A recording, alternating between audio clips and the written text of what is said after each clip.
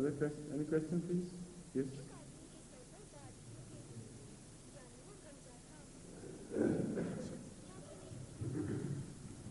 Assalamu alaikum. This question is a bit belated one, you see, because Hajj has already finished now. I should have asked maybe this for the next year it will in February. That's why I think maybe I will be going back. That will be very good for me. Now, I want Hazur's clarification. I know I have read it, but not from Hazur's mouth, you see, this one I want. That how the women, is going to Hajj if she is not accompanied by her husband or by her father or some other muhram. Can she go with her own friend's husband or some other people, you see, which I think she should not go because all others are ghair muhram. I want your clarification. You better write about it to to Secretary Majlis Iftar Rabwa. He will make research into the question. This is a question of jurisprudence. Once the ihram begins, then there is no problem in fact. Because even parda is not necessary during those times. They have very special air of sacredness. And it's a totally different atmosphere, or should be at least. So that is all right. During that period, everybody is in a different mood altogether. But from some other country to that place, that is the distance which you should keep in mind. Now you should also keep in mind that according to the changed times and the difference in the communication system and everything, ladies are permitted to travel alone, while not even a sister or a friend is with them. So when, for instance, ladies travel alone long distances, 12,000 miles or so by air, and no harm is considered about that, why should the objection be raised only when they are traveling towards Hajj? That is the main thing to be decided. So either you should stop ladies from traveling alone in ordinary life. So why poor Hajj should be singled out for this purpose? So this is my general answer, but let them make a research and give you a definite answer. Please. Zul, I have a question, and it is that when one dies and the soul leaves the body, does it actually get to a point where it meets Allah, or is it kept waiting until the Day of Judgment? You know, meeting Allah is something which is generally erroneously visualized by us, because there is so much difference between the nature of God and the nature of everything else. لَيْسَ كَمِثْلِهِ شَيْءٌ. There is nothing like Him. The Creator and the creation belong as if to do different worlds. So when you talk of meeting, you always consider meeting in the normal human values. But in that case, where does the... I'm coming to that. Now, meeting Allah, even in this world, is witnessed differently by various people at various stages of spiritual development. For some, meeting Allah is just maybe by dreams. They are shown some dream, and that dream comes true, or some important moments appear in one's life where they are deeply moved by love of Allah and so on. So this is the ordinary experience. But meeting Allah is different with, for instance, in case of prophets who begin to live with Allah all along, and they remain in His presence. So they have already met Him. Yet they do not see Him like you see other things, They do not touch him like you touch other things. Allah is not a palpable quantity. So the difference between this meeting and that meeting is immense, isn't it? If you proceed in the same direction and gain further consciousness, and the people of the low stages are lifted to a higher stage and begin to live constantly in the presence of Allah after their death, and the prophets are promoted to still higher stage, comparatively that would be a meeting, won't it? As compared to the earlier stage, many more steps will have been taken in the direction of closeness to Allah. That is a consciousness which is made much clearer than before. For instance, sometimes you see very clear dreams, so clear that you feel that it is the daytime, and sometimes from dream you wake up in dream, and then you find that, oh, now it is day, previously it was dream. Yes, sir. And when you wake up again, then you see the difference. In that case, there's two types. Get up and get up. There are two Why types. are you getting up like old people? I can't help with it. knee troubles, huh? Lack of exercise. Lack of exercise? Yes. So you better come and have exercise here, personally. Inshallah, any moment now. Yes, please. There's two types of dreams. One which comes from the shaitan, one which comes from Allah. Both have the same quality of dreaminess about them. Yes, but the shaitan, he promises people with dreams of a better way of life. Now, what I mean to say is, I'm talking of a different thing altogether. Yes, I understand your point. I'm just here, I agree that the dreams shown by Allah have a very special quality about them. There is no gainsaying that. But still, as far as the dreams go, they are dreams. And the dreams of Satan can be of very disturbing nature and very murky quality, dark and full of, confusion and things. Yet they are dreams. So waking up from a dream is a phenomenon common to both. When you wake up from a godly dream, still you realize suddenly that that was dream and now it is not dream. And suppose you are given a higher consciousness suddenly by Allah, and you wake up to realize that was a dream, your life on earth, and now you have come to see things. That can happen or can't it? The different steps in consciousness are so obviously observed by us in the stages known to us as previous to mankind. Every animal stands at a different consciousness. If suddenly an animal is promoted in consciousness to the higher stage, he would think that the previous consciousness was just a dream. Like some people who wake up to the realities of life, like Neil Dubb did once, they begin to see things in the same layers. Once he said, "Why nadani ke waqte marg ye sabit hua, ख्वाब था जो कुछ के देखा, जो सुना अफसाना था."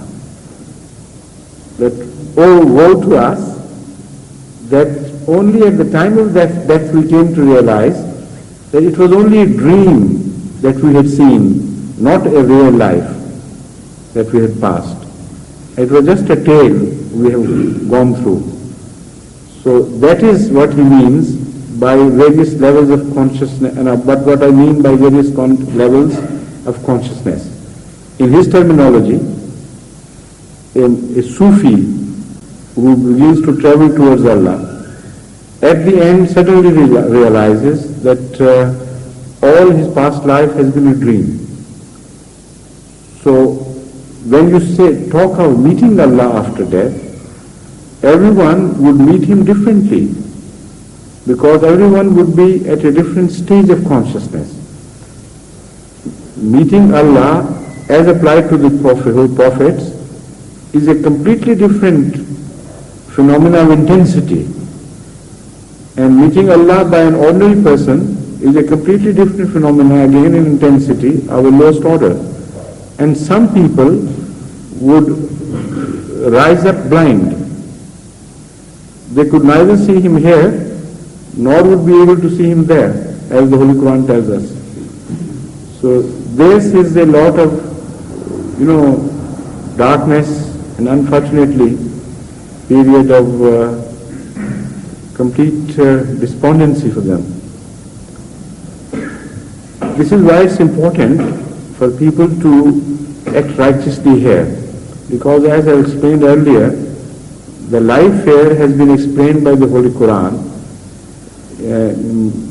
with an analogy of that of the childbirth in the uterus.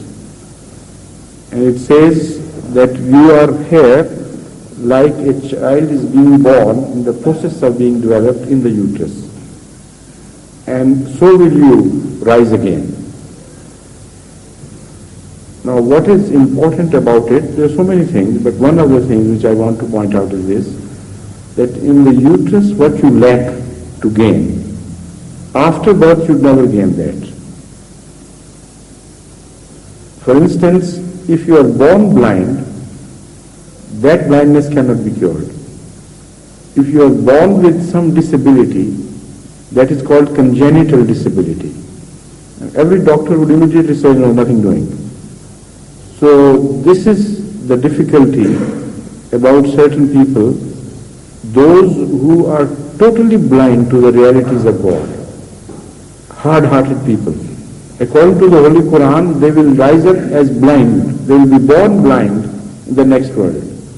They are the most unfortunate people. So the sinners, ordinary sinners, have some moments of goodness. So they may be likened to a boy or a born baby who is born with defective capabilities. So they can develop, of course. But a person who is deprived of certain gifts at the childbirth, that person is the most unfortunate person. So that is important. Such people will not gain consciousness. I am not talking about those. They are exceptions. And about them, it is said elsewhere in the Holy Quran that they will not be returned to Allah. While in essence everyone will be returned to Allah. So that verse has been always a verse of complexity and enigma for many people.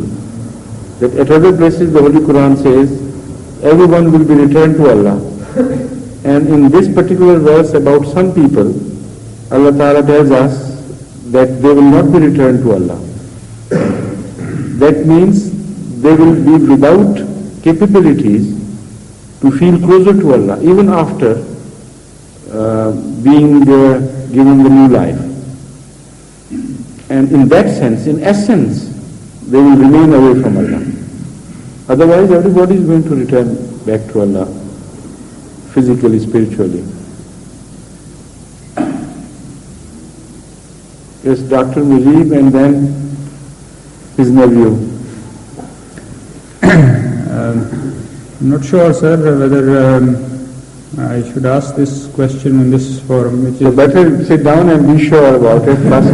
if I decide about it. If I can ask only, Yes, a little political flavor in it. Fine. Slight political tinge. Political flavor or political stink? What do you want to say? You're not sure. Sir, I just wanted to... Fine? I think Huzur is aware that last night, the acting chairman of the People's Party, Benazir Bhutto, was on the air on a phone and program. And I know you gave her a very difficult time by asking the last question and cornering her. Is that right? Yes, sir. Unfortunately, I didn't You shouldn't have been unkind to her. No, sir. Unfortunately, I was not.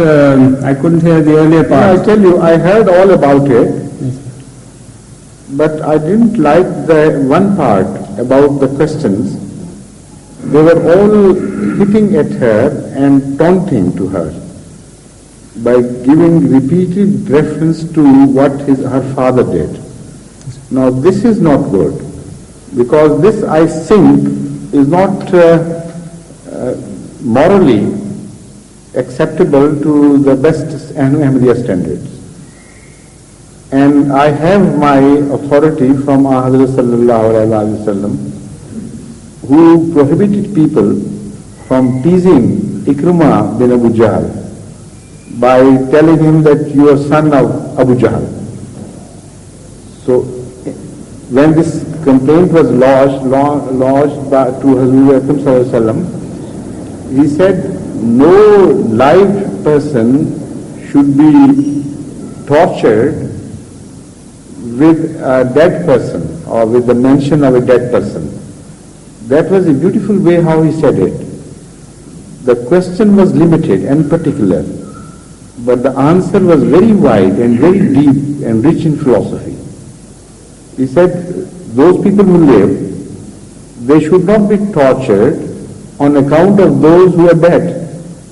Let the dead be dead and bygone be gone. Huh? So just a moment, I'm coming to it.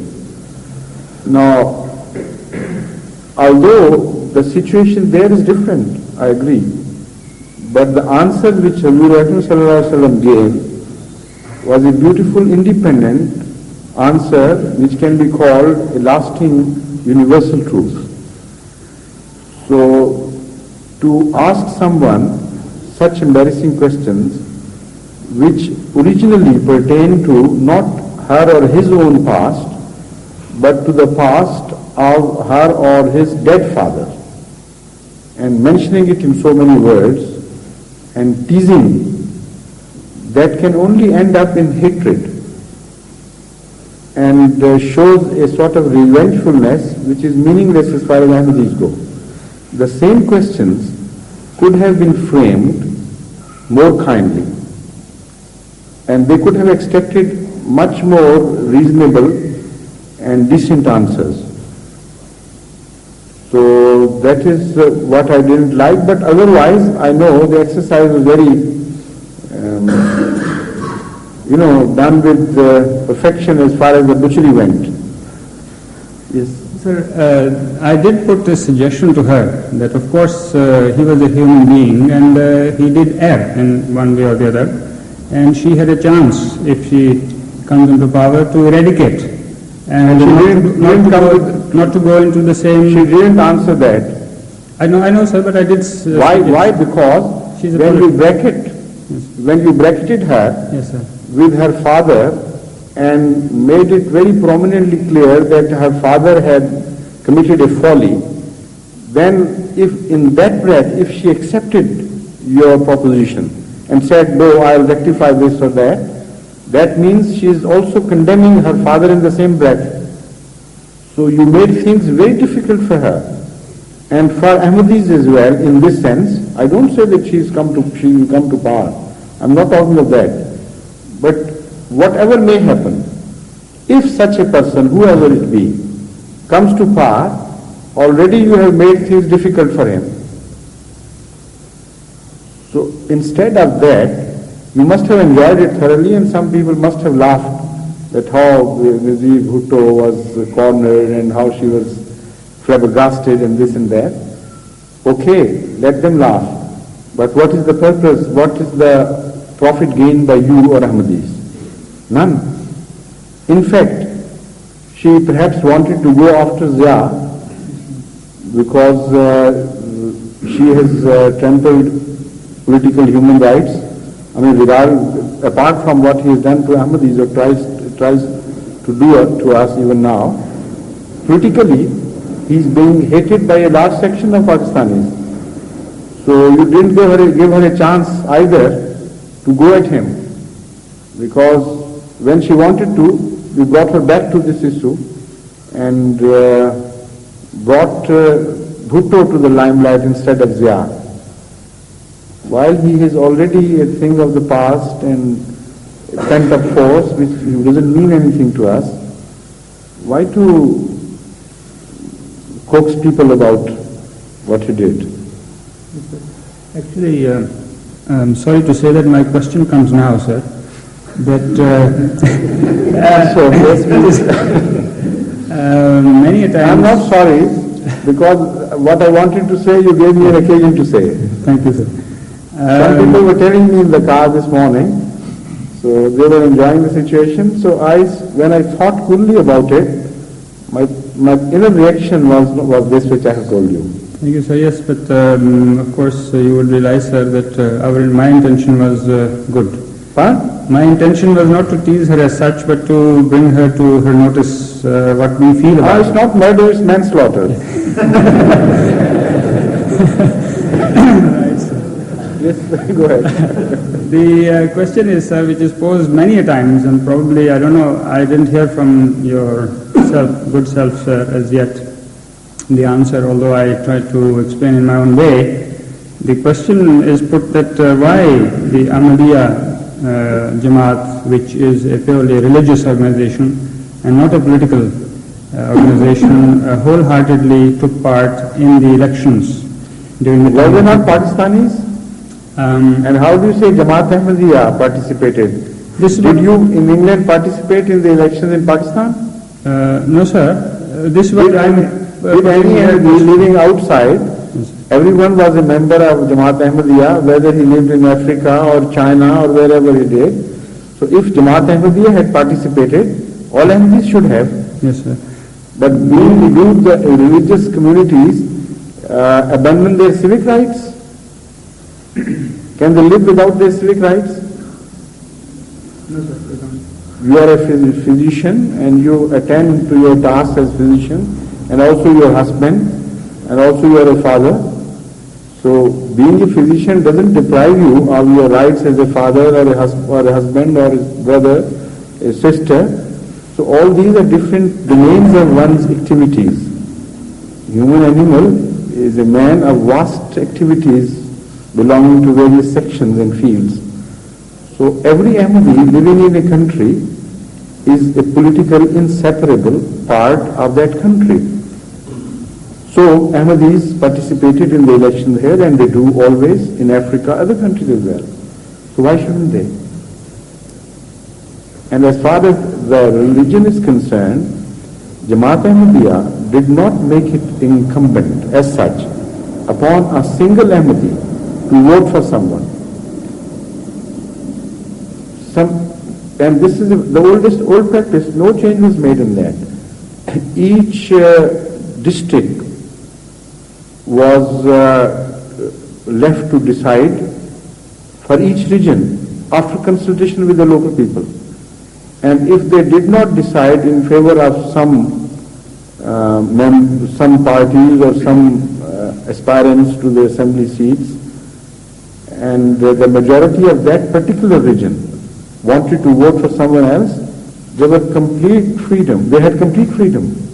They were fully at liberty to do whatever they please. So this is a misconception on the part of Ahmadis living in other countries, that Jamaat Ahmadiyya decided to vote for People's Party and ordered everybody to vote for People's Party.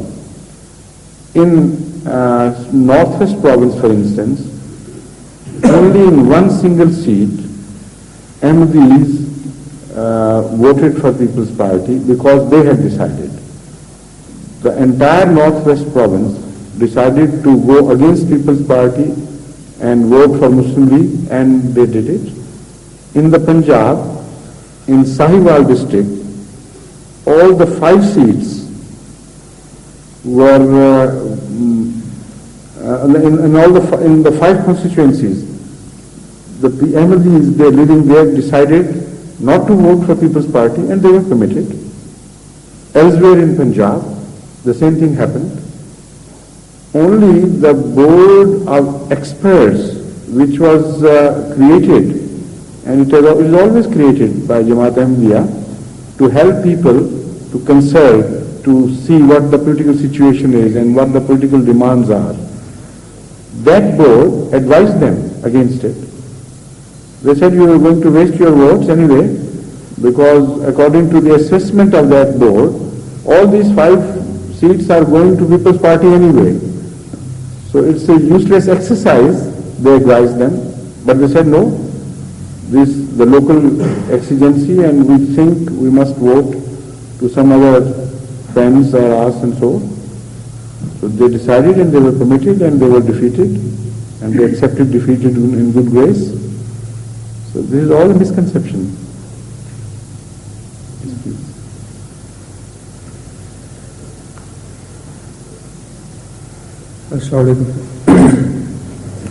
So my question is about Qiraat. Qiraat? Qiraat. How many karat? Qiraat. One karat is carat in fact. So Qiraat, this Qiraat. I don't understand that word either. So karat is a carat, 14 karat gold, you know. Yes, sir. And so recitation of Holy Quran. Qiraat is no word in Arabic. Qiraat is one word that Mustafa Sabit knows. What do you think? I said, sir. Qiraat. I said Qiraat. Maybe my voice is not, I'm not feeling well.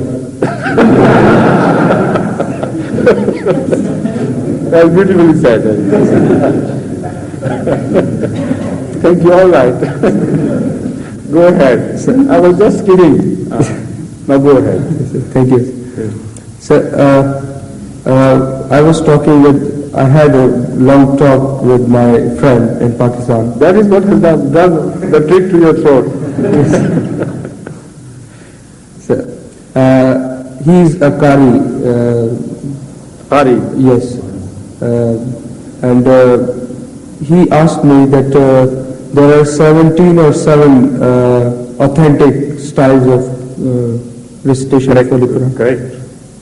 And he said, he mentioned 17 or 7? 17 or 7, I couldn't remember that. I said 17 or 7. Sabah Ashra. That's right, 17. Yes, That's 17. That's right.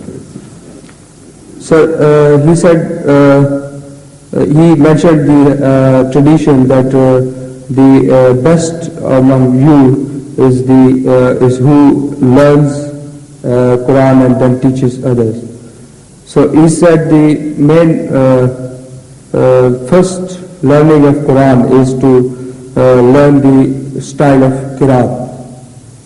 Otherwise, it is not correct to recite by other styles, which are often not learned by others. So this is a question that. What did you say? I said that Yes, come on.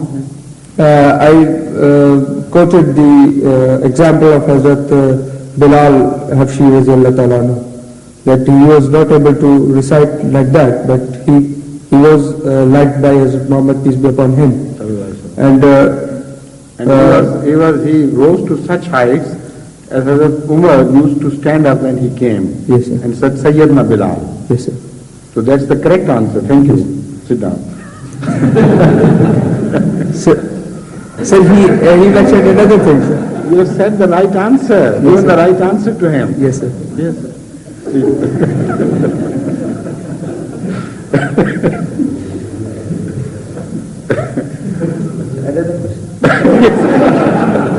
All right. Come for another question. Oh, you just look at him. He's waiting most impatiently for a question. You want to ask a question? All right, give him time.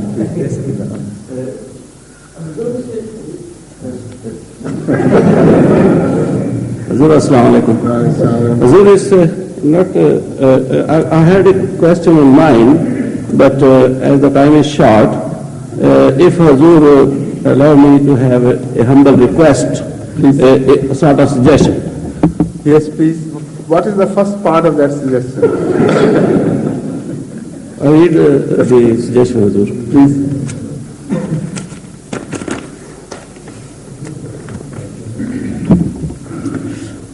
As the UK mission of the Ahmadiyya movement in Islam has been blessed by the visits of 3 caliphs of the promised Messiah and several famous and pious companions of the promised Messiah like Sir Muhammad Zafrullah Khan Sahib, Maulvi Sher Ali Sahib, Chaudhry Fateh Muhammad Syal Sahib, and Maulvi Qudratullah Sahib Sinori. Hazur, I think there is a need of an up-to-date short history of Ahmadiyya Mission UK branch should be compiled, then published for the benefit of Ahmadis all over the world. Hazur, in this respect, as I understand, apart from the material with the headquarters of UK Mission, some useful information is available from the Ahmadi families in the UK, for example, of the late Mr. Aziz Deen Sahib of London. Thank you so much for this useful suggestion, but you should be pleased to learn that orders to this effect have already been given. Not only that, a separate department has been instituted at Rabwa, which is working for the last year and a half now, about year and a half, and the entire task of that department is to prepare histories of every mission in the world, right from the start till the present time, and have it fully documented and also make it pictorial as far as possible, and give all the necessary data, who visited and who worked, who were the missionaries in charge, in whose time Ahmadiyya spread, in what manner Ahmadiyya spread, what persecutions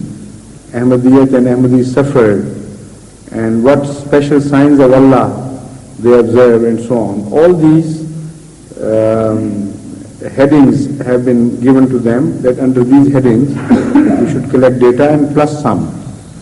So they are already working. Not only the London mission, but the entire missions of the world would be treated alike in this manner. And then we will publish them as in beautiful booklets form before 1989 centenary jubilee. And they will be widely distributed in their respective countries and also in other countries.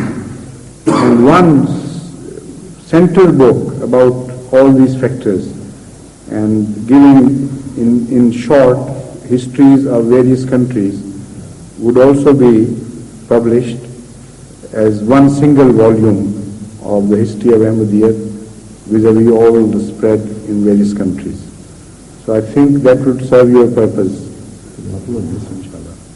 At least I did not know that. Yes, now so many people don't know, but you gave me an occasion to tell others what is being already done, and I receive reports from there, what is happening and how the progress is being made. Only a few days ago I received the report from there. Mr. Shaikh has devoted his life for this purpose, and he's doing it quite capably with the grace of Allah. Is there any time left for a question or no? Of course, yes, of course. You didn't ask a question so far, yes. No. How much time is allocated? I've got several questions. 3 minutes. I've got several questions. I can adjust. You have 4 minutes, all right. 4 minutes. Then I will put the shortest question. Yes, please. Would Hazur kindly tell us, shortest, but I can't say with them, not the shortest in importance, but all the questions are important to me. Yes. May not be for the public, but I say shortest in length. In length, yes, that's right. But what about the answer? But not, may not be shortest in answer. That Hazur knows about that. But you also knew, you told me last time. I've got some other questions which I thought that require more time. Okay. And this is regarding a certain movement, and it may not take much time. Okay. But for importance, I can't just say that it is less important or more. That's right. Would Hazur kindly tell us about the Khaksar movement in India and Pakistan, various stages of their activities, Beautiful. and the present position of their This is the movement? shortest question. This is the shortest question he has in his armory. What I know about the Khaksar movement, various stages of its history in India and Pakistan, And also what? And the present position. One Khaksar movement which I know of is exhibited in every Ahmadi letter. When at the end he writes Khaksar.